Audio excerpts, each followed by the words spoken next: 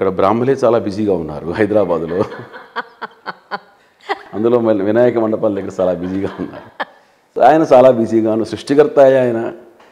ఏమిటి ఈ మాట మాట్లాడితే ఆయన పిలుస్తున్నాడు, నీ ప్రతిసారి అడగంగానే ఇచ్చేస్తున్నానని చులకనగా ఉన్నానా, లేక ఇచ్చిందేనా దుర్వినియోగం చేస్తున్నాడా, అసలు ఏంటో కనుక్కుందాము అని అనిపించింది.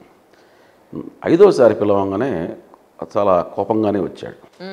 భరద్వాజ అంటూ వచ్చాడు. వస్తూనే ఎత్తే చతుర్థమాయుర్దద్యాం, నీకు 4 సార్లు ఆయుష్యం ఇచ్చా, కిమే నేను కురియా ఇది, ఏం చేస్తున్నావు నువ్వు ఇదంతా, ఏమన్నా కూడల పనులు చేస్తున్నావా, ఏం చేస్తున్నావు అన్నాడు.